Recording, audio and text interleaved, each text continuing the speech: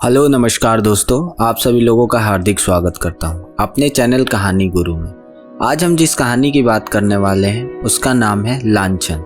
ये श्री मुंशी प्रेमचंद द्वारा लिखी गई कहानियों में से एक है। तो चलिए शुरू करते हैं। अगर संसार में कोई ऐसा प्राणी होता जिसकी आंखें लोगों के हृदय के भीतर घुस सकती, तो ऐसे बहुत ही कम स्त्री पुरुष होंगे जो उसके सामने सीधी आंखें करके ताक सकते। महिला आश्रम की जुगनूबाई के विषय में लोगों की धारणा कुछ ऐसी ही हो गई थी।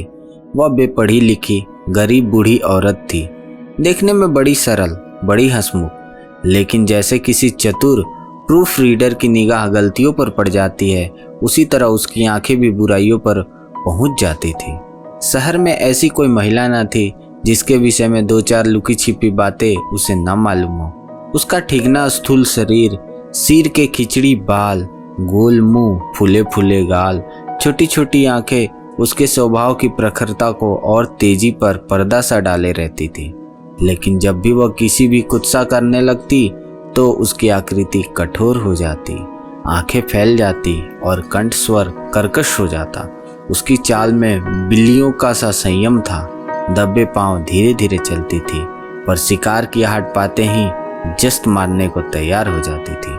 उसका काम था महिला आश्रम में महिलाओं की सेवा टहल करना, पर महिलाएं उसकी सूरत से कांपती थी। उसका आतंक था कि जो ही वो कमरे में कदम रखती, ओठों पर खेलती हुई सी हंसी जैसे रो पड़ती थी, चहकने वाली आवाजें जैसे बुझ जाती थी, मानो उनके मुख पर लोगों को अपने पिछले रहस्य अंकित नजर आते हों। पिछले रहस्य कौन है जो अपने अतीत को किसी भयंकर जंतु के समान कटघरों में बंद करके न रखना चाहता हो। धनियों की चोरों के भय से निद्रा कहाँ आती, मानियों की उसी भांति मान की रक्षा करनी पड़ती है।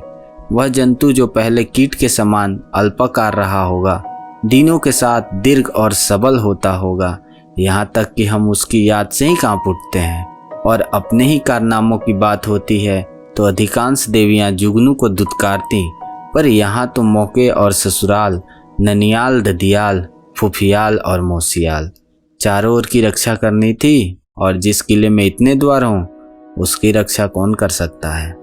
वहां तो हमला करने वाले के सामने मस्तक झुकाने में ही कुशल है।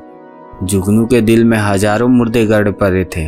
वह जरूरत पड़ने पर उन्हें उखाड़ दिया करती थी। जहां किसी महिला ने दुन की ली या शान दिखाई, वहां जुगनी की त्योरियां बदली। उसकी एक कड़ी निगाह अच्छे अच्छे को दिल दहला देती थी। मगर यह बात ना थी कि स्त्रियां उससे घृणा करती हों, नहीं, सभी बड़े चाव से उससे मिलती और उसका आदर सत्कार करती।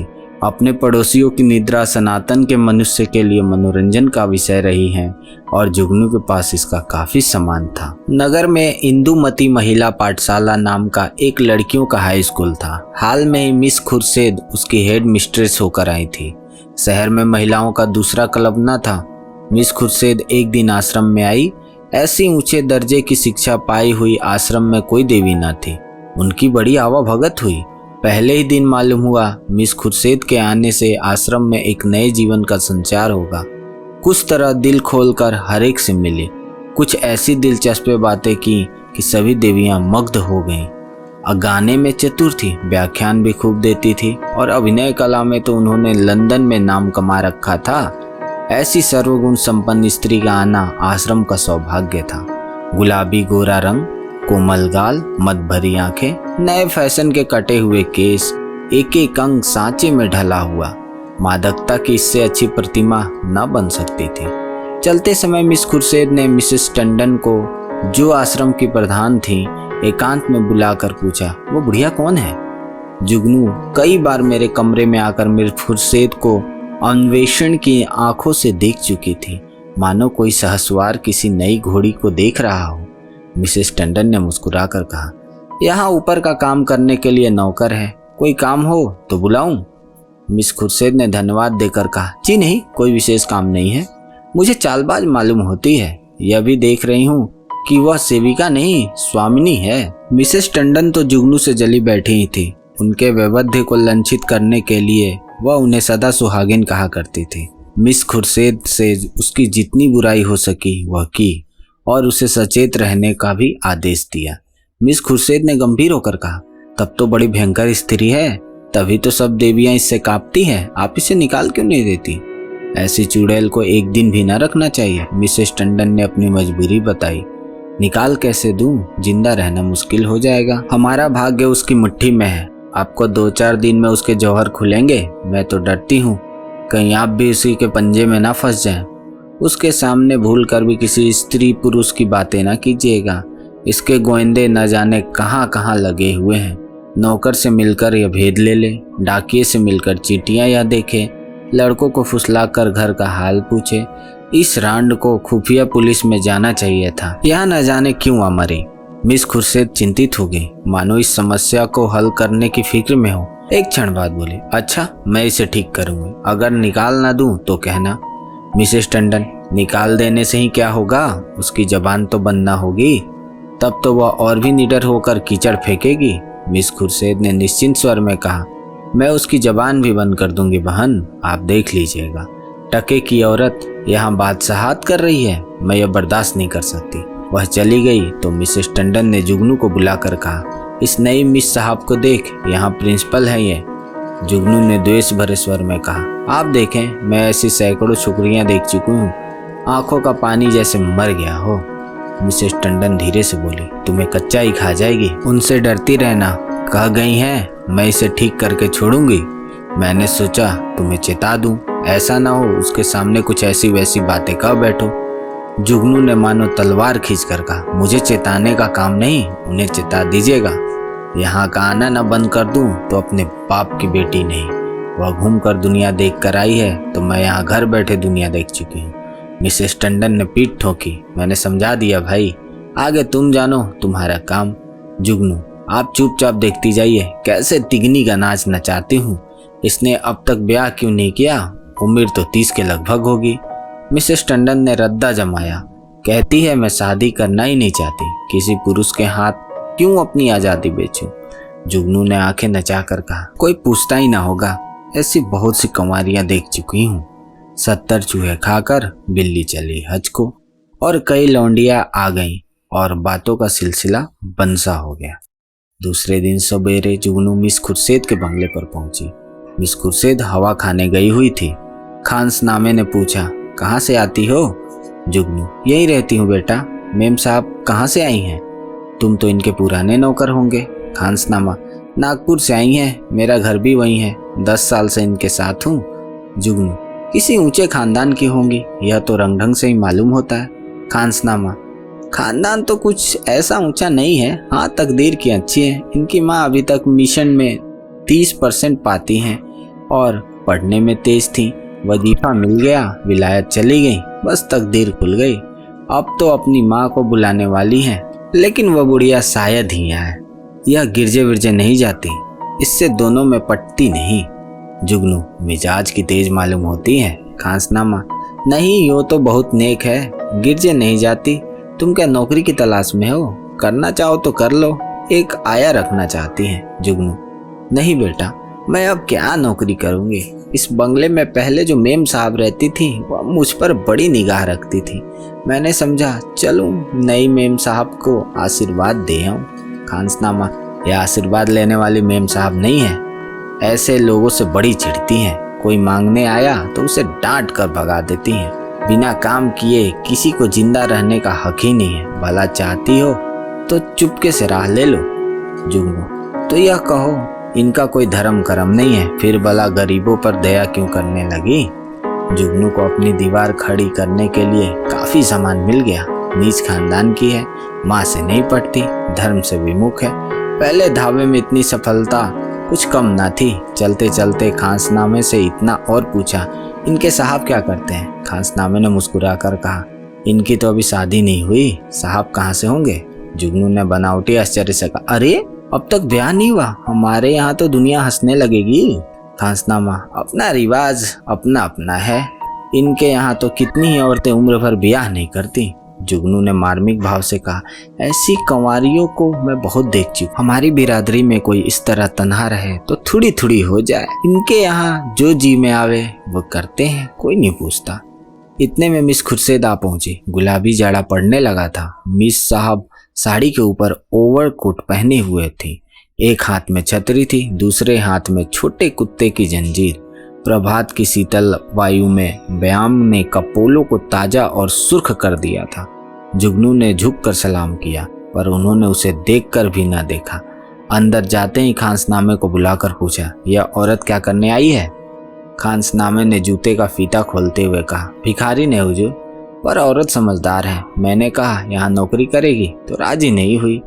पूछने लगी, इनके साहब क्या करते हैं? जब मैंने बता दिया तो इसे बड़ा ताज्जुब हुआ, और होना ही चाहिए। हिंदुओं में तो दूध मुँहे बालकों तक का विवाह हो जाता है। खुर्शीद ने जांच की, और क्या कहती थी? और तो कोई बात नहीं हुजूर। अच्छा, उसे मेरे पास भेज दो। जुगनू ज्यों ही कमरे में कदम रखा, मिस खुर्शीद ने कुर्सी से उठकर स्वागत किया। आइए माँ जी, मैं जरा सैर करने चली गई थी। आपके आश्रम में तो सब कुशल है? जुगनू एक कुर्सी का तकिया पकड़कर खड़ी खड़ी बोली, कुशल है मिस साहब। मैंने कहा आपको आशीर्वाद देती आऊं। मैं आपकी चेली हूँ, जब कोई काम पड़े मुझे याद कीजिएगा। यहाँ अकेले तो हुजूर को अच्छा ना लगता होगा। मिस खुर्शीद, मुझे अपने स्कूल की लड़कियों के साथ बड़ा आनंद मिलता है, वह सब मेरी ही लड़कियां हैं। जुगनू ने मात्र भाव से सिर हिलाकर कहा, यह ठीक है मिस साहब, पर अपना अपना ही है। दूसरा अपना हो जाए तो अपनों के लिए कोई क्यों रोए? सहसा एक सुंदर सजीला युवक रेशमी सूट धारण किए हुए, जूते चरमर करता हुआ अंदर आया। मिस खुर्शीद ने इस तरह दौड़कर प्रेम से उसका अभिवादन किया, मानो जामे में फूली ना समाती हूँ। जुगनू उसे देखकर कोने में दुबक गई। खुर्शीद ने युवक को गले मिलकर कहा, प्यारे, मैं कब से तुम्हारी राह देख रही हूँ। जुगनू, माँ जी आप जाएं, फिर कभी आना। यह हमारे परम मित्र विलियम किंग है। हम और यह बहुत दिनों तक साथ साथ पढ़े हैं। जुगनू चुपके से निकल कर बाहर आए। खानसनामा खड़ा था। पूछा, यह लौंडा कौन है? खानसनामे ने सिर हिलाया, मैंने भी इसे आज ही देखा है। शायद अब कंवारेपन से जी उब उठा। जुगनू, दोनों इस तरह टूट कर गले मिले हैं कि मैं तो लाज के मारे गड़ गई। ऐसा चुम्मा चाटी तो जोरू खसम में नहीं होती। दोनों लिपट गए। लौंडा तो मुझे देखकर कुछ झिझकता था, पर तुम्हारी मिस साहब तो जैसे मतवाली हो गई थी। खानसनामे ने मानो अमंगल के आभास से कहा, मुझे तो कुछ बेढब मामला नजर आता है। जुगनू तो यहाँ से सीधे मिसेस टंडन के घर पहुंची। इधर मिस खुर्शीद और युवक में बातें होने लगी। मिस खुर्शीद ने कहा मारकर कहा, तुम अपना पार्ट खूब खेला लीला। बुढ़िया सचमुच चौंधिया गई। लीला, मैं तो डर रही थी कि कहीं बुढ़िया भांप न जाए। मिस खुर्शीद, मुझे विश्वास था वह आज जरूर आएगी। मैंने दूर से ही उसे बरामदे में देखा और तुम्हें सूचना दी। आज आश्रम में बड़े मजे रहेंगे। जी चाहता है महिलाओं की कानाफूसियां सुनती। देख लेना, सभी उसकी बातों पर विश्वास करेंगी। लीला, तुम भी तो जानबूझकर दलदल में पांव रख रही हो। मिस खुर्शीद, मुझे अभिनय में मजा आता है, दिल लगी रहेगी। बुढ़िया ने बड़ा जुल्म कर रखा है, जरा उसे सबक देना चाहती हूँ। कल तुम इसी वक्त इसी ठाट में फिर आना। बुढ़िया कल फिर आएगी, उसके पेट में पानी ना हजम होगा। नहीं, ऐसा क्यों? जिस वक्त वह आएगी मैं तुम्हें खबर दूंगी, बस तुम छैला बनी हुई पहुंच जाना। आश्रम में उस दिन जुगनू को दम मारने की फुर्सत न मिली। उसने सारा वृत्तांत मिसेस टंडन को कहा। मिसेस टंडन दौड़ी हुई आश्रम पहुंची और अन्य महिलाओं को खबर सुनाई। जुगनू उसकी तकसीद करने के लिए बुलाई गई। जो महिला आती वह जुगनू के मुंह से यह कथा सुनती। हर एक रिहर्सल में कुछ कुछ रंग और चढ़ जाता, यहाँ तक कि दोपहर होते होते सारे शहर के सभ्य समाज में वह खबर गूंज उठी। एक देवी ने पूछा, यह युवक कौन है? मिसेस टंडन, सुना तो उनके साथ का पढ़ा हुआ है। दोनों में पहले कुछ बातचीत रही होगी। वही तो मैं कहती थी, कितनी उम्र हो गई, यह कंवारी कैसे बैठी है? अब कलई खुली है। जुगनू, कुछ हो ना हो जवान तो बांका है। टंडन, यह हमारी विद्वान बहनों का हाल है। जुगनू, मैं तो उसकी सूरत देखते ही ताड़ गई थी। धूप में बाल नहीं सफेद किए हैं। टंडन, कल फिर जाना। जुगनू, कल नहीं, मैं आज रात को ही जाऊंगी। लेकिन रात को जाने के लिए कोई बहाना जरूरी था। मिसेस टंडन ने आश्रम के लिए एक किताब मंगवा भेजी। रात को 9 बजे जुगनू मिस खुर्शीद के बंगले पर जा पहुंची। संयोग से लीलावती उस वक्त मौजूद थी। बोली, बुढ़िया तो बेतरफ पीछे पड़ गई है। मिस खुर्शीद, मैंने तुमसे कहा था ना, उसके पेट में पानी ना पचेगा। तुम जाकर रूप भराओ। तब तक मैं बातों में लगाती हूँ, शराबियों की तरह अंट संट बकना शुरू करना, मुझे भगा ले जाने के प्रस्ताव भी करना, बस यूं बन जाना जैसे अपने होश में ही नहीं हो। लीला मिशन में डॉक्टर थी, उसका बंगला भी पास में ही था। वह चली गई तो मिस खुर्शीद ने जुगनू को बुलाया। जुगनू ने एक पुर्जा उसको देकर कहा, मिसेस टंडन ने एक किताब मांगी है, मुझे आने में देर हो गई, मैं इस वक्त आपको कष्ट न देती, पर सवेरे ही वह मुझसे मांगेगी। हजारों रुपए महीने की आमदनी है मिस साहब, मगर एक एक कौड़ी दांत से पकड़ती हैं। इनके द्वार पर भिखारी को भी भीख तक नहीं मिलती। मिस खुर्शीद ने पुर्जा देखकर कहा, इस वक्त तो यह किताब नहीं मिल सकती, कल सुबह ले जाना, तुमसे कुछ बातें करनी है, बैठो मैं अभी आती हूँ। वह पर्दा उठाकर पीछे के कमरे में चली गई और वहां से कोई 15 मिनट में एक सुंदर रेशमी साड़ी पहने, इत्र में बसी हुई, मुंह पर पाउडर लगाए निकली। जुगनू ने उसे आंखें फाड़ कर देखा। ओहो, यह श्रृंगार! शायद इस समय वह लौंडा आने वाला होगा, तभी यह तैयारियां हैं। नहीं, सोने के समय कंवारियों को बनाव संवार की क्या जरूरत। जुगनू की नीति में स्त्रियों के श्रृंगार का केवल एक ही उद्देश्य था, पति को लुभाना, इसलिए सुहागिनों के सिवा श्रृंगार और सभी के लिए वर्जित था। अभी खुर्शीद कुर्सी पर बैठ भी न पाई थी कि जूतों की चरमर सुनाई दिया और एक क्षण में विलियम किंग ने कमरे में कदम रखा। उसकी आंखें चढ़ी हुई मालूम होती थी और कपड़ों में शराब की गंध आ रही थी। उसने बेधड़क मिस खुर्शीद को छाती से लगा लिया और बार बार उसके कपोलों के चुंबन लेने लगा। मिस खुर्शीद ने अपने आप को उसे छुड़ाने की चेष्टा करने के बाद कहा, चलो हटो, शराब पी कर आए हो। किंग ने उसे और चिमट कर कहा, आज तुम्हें भी पिलाऊंगा प्रिय, तुमको पीना ही होगा, फिर हम दोनों लिपट कर सोएंगे।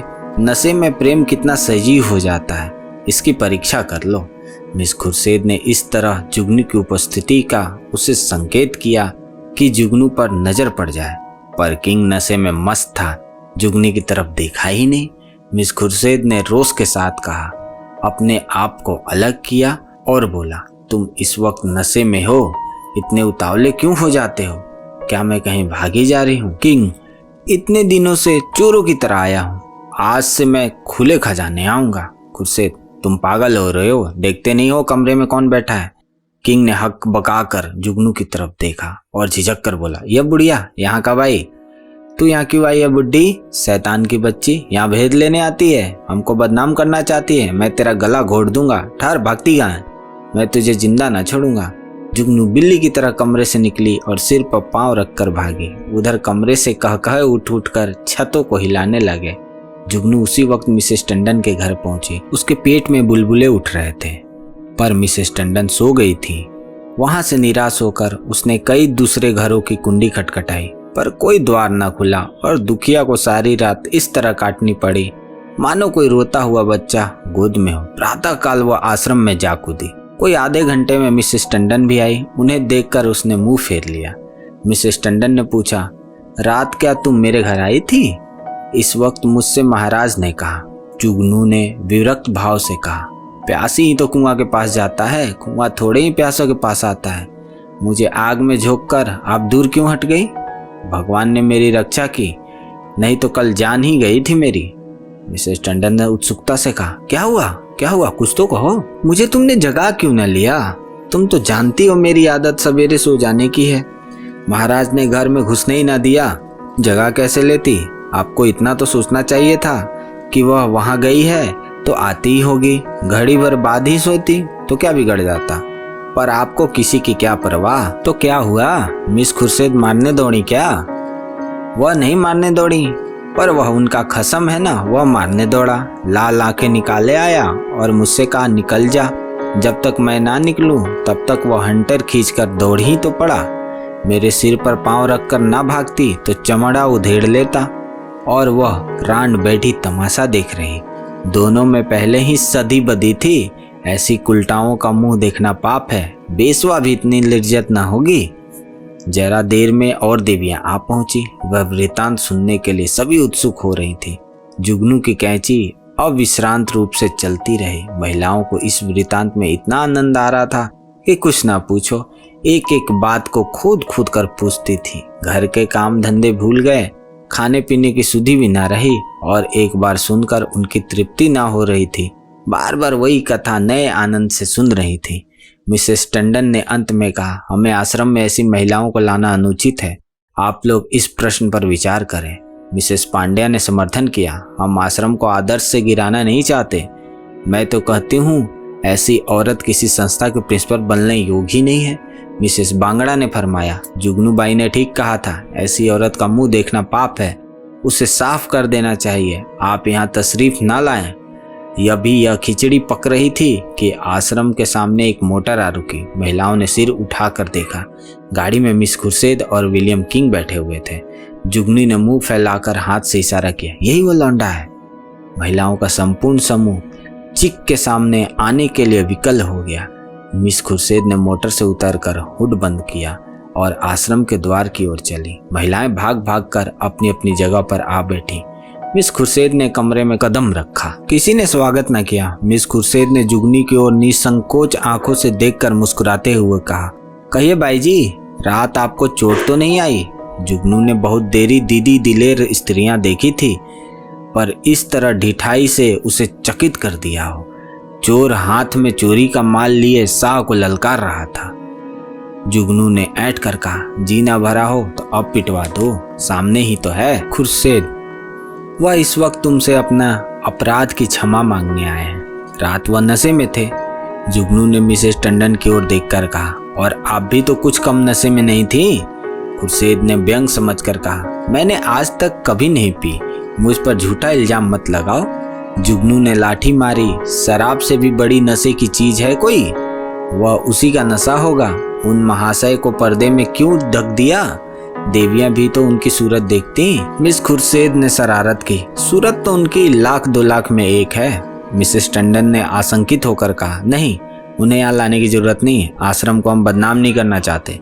मिस खुर्शेद ने आग्रह किया, मामले को साफ करने के लिए उनका आप लोगों के सामने आना जरूरी है, एक तरफा फैसला आप क्यों करती हैं?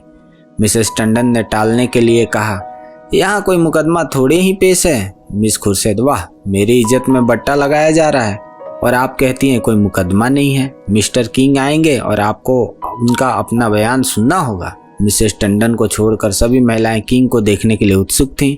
किसी ने विरोध न किया। खुर्शेद ने द्वार पर आकर ऊंची आवाज में कहा, तुम जरा यहाँ चले आओ। हुड खुला और मिस लीलावती रेशम साड़ी पहने मुस्कुराती हुई आई।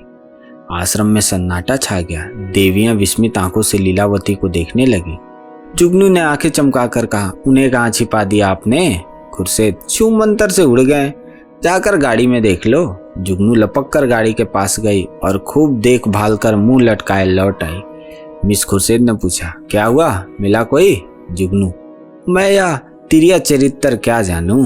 लीलावती से गौर से देखकर और मर्दों को साड़ी पहनाकर आंखों में धूल झोंक रही हो, यही तो है वह रात वाले साहब। खुर्शेद, खूब पहचानती हो। जुगनू, हाँ, क्यों अंधी हूँ क्या? मिसेस टंडन, क्या पागलों सी बातें कर रही हो जुगनू, यह तो डॉक्टर लीलावती हैं। जुगनू उंगली चमकाकर, चलिए चलिए, लीलावती हैं, साड़ी पहनकर औरत बनने में लाज भी नहीं आती। तुम रात को इनके ही घर थे ना? लीलावती ने विनोद भाव से कहा, मैं कब इनकार कर रही हूँ, इस वक्त लीलावती हूँ, रात को विलियम किंग बन जाती हूँ, इसमें बात ही क्या है? देवियों को अब व्यर्थार्थ की लालिमा दिखाई दी। चारों तरफ कह कह पड़ने लगे। कोई तालियां बजाती थी, कोई डॉक्टर लीलावती की गर्दन से लिपट जाती थी, कोई मिस खुर्शेद की पीठ थपथपा कर थपकियां देती। कई मिनट तक हु हक मचता रहा। जुगनू का मुंह उस लालिमा में बिल्कुल जरा सा निकल आया, जबान बंद हो गई। ऐसा चरका उसने कभी ना खाया था, इतनी जलील कभी ना हुई थी। मिस मेहरा ने डांट लगाई, अब बोलो दाई जी, लगी मुंह में कालिक की नहीं? मिसेस बांगड़ा, इस तरह सबको बदनाम करती है। लीलावती, आप लोग भी तो यही कहती हैं, पर उस पर विश्वास कर लेती हैं। यह हर बोंग में जुगनू को किसी ने जाते ना देखा। अपने सिर पर यह तूफान उठते देख उसे चुपके से सरक जाने में ही अपनी कुशलता मालूम हुई। पीछे के द्वार से निकली और गलियों गलियों भागी।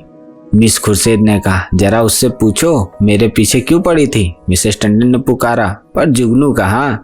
तलाश होने लगी, जुगनू गायब। उस दिन से शहर में फिर किसी ने जुगनू की सूरत ना देखी। आश्रम के इतिहास में यह मामला आज भी उल्लेख और मनोरंजन का विषय बना हुआ है।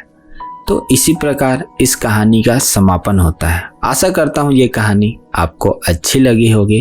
अगर अच्छी लगी हो तो कृपया अगर लाइक सब्सक्राइब जरूर कर दें। तो चलिए मिलते हैं आपको आने वाली दूसरी कहानी को लेकर। तो चलिए, धन्यवाद।